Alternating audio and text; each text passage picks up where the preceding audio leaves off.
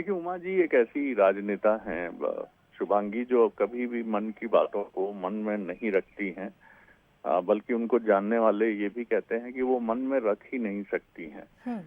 वो अपनी बात किसी न किसी रूप में कहीं ना कहीं वो व्यक्त करती रही हैं, और अपने पूरे राजनीतिक जीवन में इसकी वजह से उन्होंने बहुत नुकसान भी उठाए हैं। चाहे वो राजनीति के अपने शिखर पर रही हों तब भी, और जब वो शिखर पर नहीं रही हैं तब भी वो हमेशा अपनी बात खुलकर कहती रही हैं। और यही वजह है कि मुख्यमंत्री जब वो रही और मुख्यमंत्री पद से हटना पड़ा, बाद में बीजेपी से भी उनका जो निर्वासन हुआ, इन तमाम चीजों के बीच में उमा भारती जी का अपना एक अलग किस्म का राजनीतिक व्यक्तित्व जो था वो हमेशा बार बार सामने आता रहा है। अभी लंबे समय से वो राजनीति की मुख्य धारा से अलग हैं। कोई चाहे सांसद का पद हो, केंद्र की राजनीति में भी स्वास्थ्य संबंधी कारणों और कुछ राजनीतिक कारणों की वजह से शायद उनको वहां से भी अभी थोड़ा सा अलग होना पड़ा।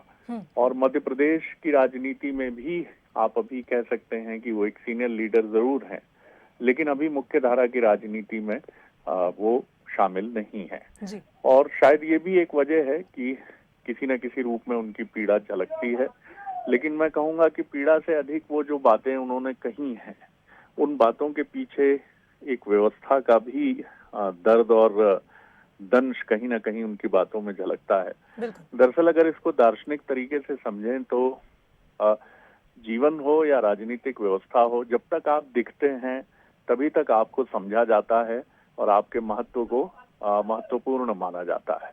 जिस क्षण आप राजनीति की मुख्य धारा से अलग हो जाते हैं या जीवन की मुख्य धारा से अलग हो जाते हैं, आप किसी परिवार के मुखिया हों, लेकिन अगर आप घर बैठ जाते हैं, उसके पहले आपका भले ही सार्वजनिक जीवन या प्रशासनिक जीवन बहुत लंबा चौड़ा हो, लेकिन फिर लोग आपको याद उस तरह से नहीं रखते हैं जैसे आपकी सक्रियता के दिनों में याद रखते थे। तो उमा जी की ये पीड़ा भी झलकती है, जो कभी भीड़ से घिरी रहती थी, जिनकी एक आवाज पर लोग, जो राम मंदिर आंदोलन की एक तरह से केंद्र बिंदु थी, तो वो पीड़ा भी झलकती है शुभांगी। बिल्कुल शरद जी, इस खबर पर हमारे साथ दो राजनीतिक मेहमान भी जुड़ गए हैं, उनका भी रुख कर लेते हैं। हमारे साथ बीजेपी नेता हितेश वाजपेयी इस खबर पर जुड़ गए हैं, तो वहीं के मिश्रा कांग्रेस प्रवक्ता भी इस खबर पर हमारे साथ जुड़ गए हैं। आप उनसे सवाल कर सकते हैं। पहले तो डॉक्टर हितेश वाजपेयी, क्या कहेंगे आप उमा जी की इस टिप्पणी? देखिए, बहुत कुछ तो आपने कह दिया है और मुझे नहीं लगता है कि उमा जी के वक्तव्य की मीमांसा हम करें। हालांकि मैं इतना जरूर कहना चाहूंगा कि 2003 में जब हमने दिग्विजय सिंह की सरकार को उखाड़ फेंका था और बहुत 2/3 बहुमत से हम लोगों ने सरकार बनाई थी और उसकी ध्वजवाहक उमा भारती जी थी। मैंने कई बार इस बात का उल्लेख भी किया है शरद जी कि मैंने बहुत कम लोगों को एक दिन में 38 सभाएं लेते देखा है। भले वो हेलीकॉप्टर से लेती हूँ, पैरों में छाले पड़ जाते थे उनके जब रात को वापस आती थी तो। और 11-12 बजे के बाद बैठकर हम लोग अगले दिन के कार्यक्रम बनाते थे। तो विलक्षण नेतृत्व है उनका, इसमें कोई दो मत नहीं है। भारतीय जनता पार्टी की वे एक मजबूत बुनियाद है, इसमें कोई दो मत नहीं है। और उमा भारती जी मुझे नहीं लगता किसी पद की मोहताज है, क्योंकि 6 वर्ष की उम्र से ही संगठन, देश, प्रदेश सब हम लोग बहुत अच्छे से उनको जानते हैं। इवन विपक्ष भी उनका लोहा मानता है। तो मैं समझता हूं कि वे भारतीय जनता पार्टी और देश की राजनीति की एक मजबूत इस एरा की हस्ताक्षर है और हमेशा रहेंगी। मिश्रा जी, आप क्या कहना चाहेंगे? और यहाँ मैं ये भी अपेक्षा रखूंगा आपसे, आप एक बहुत ही विचारवान और राजनीति के हर पेचो-खम को बहुत करीब से समझने वाले राजनेता हैं, तो राजनीति का एक बड़ा लंबा चौड़ा अनुभव भी आपके पास है, क्या कहेंगे आप? देखिएगा, आपने और हमारे मित्र हितेश वाजपेयी जी ने बहुत हद तक उस उमा भारती जी के संघर्ष की व्याख्या की है, जिनका जन्म संघर्ष की कोख से हुआ है। कमोबेश अतीत में जानकारी रखने वाले डॉक्टर हितेश वाजपेयी जी ने भी इस बात को स्वीकारा है कि 2003 में वे पीएम इन वेटिंग की स्थिति में होकर मध्य प्रदेश में हमारी सरकार को उखाड़ फेंकने वाली एक सशक्त नेता रही हैं। और मैं उन नेताओं को, चाहे वो किसी भी दल के क्यों ना हो, जो संघर्ष की कोख से पैदा होकर आए हैं, उनकी कदर करता हूं, जिसमें उमा भारती जी भी एक है। आज क्या कारण है कि उन्हें षड्यंत्र पूर्वक हटाया गया?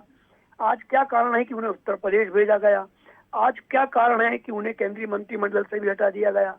आज क्या कारण है कि उन्हें पार्लियामेंट की सीट उत्तर प्रदेश में भी देने से गुरेज किए भारतीय जनता पार्टी ने, और आज क्या कारण है कि वो मध्य प्रदेश की राजनीति में भी कतिपय नेता उन्हें स्थापित नहीं होने दे रहे हैं। तो कहीं ना कहीं उनकी पीड़ा झलक रही है। और मैं फिर कहूंगा कि राजनीतिक विचारधारा से इतर मैं उनका इसलिए सम्मान करता हूं कि वो जुझारू हैं, वाक्पटुता उनमें है, और जो कहना होता है मुंह पर कहती है। तो आज कोई भी पार्टी हो ऐसे संघर्षशील व्यक्ति को विमुख नहीं करना चाहिए। मैं इस बात का पक्षधर हूँ। और ये उन्होंने सही कहा है कि श्रम मैंने किया है, सरकार की फसल कोई और काट रहे हैं।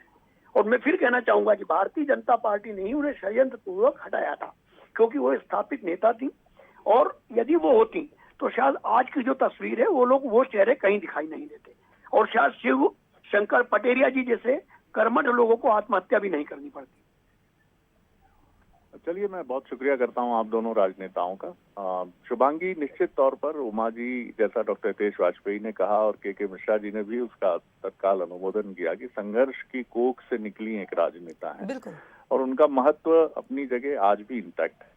लेकिन राजनीति में महिलाओं का संघर्ष और राजनीति की अपनी एक धारा है, उस धारा में प्रासंगिकता बनी रहे, इसके लिए बहुत सारी चीजें जिम्मेदार होती हैं। जैसा मैंने पहले भी कहा कि एक दार्शनिक अवधारणा भी है उसके पीछे। उन सब का खामियाजा भी उमा जी को भुगतना पड़ा है।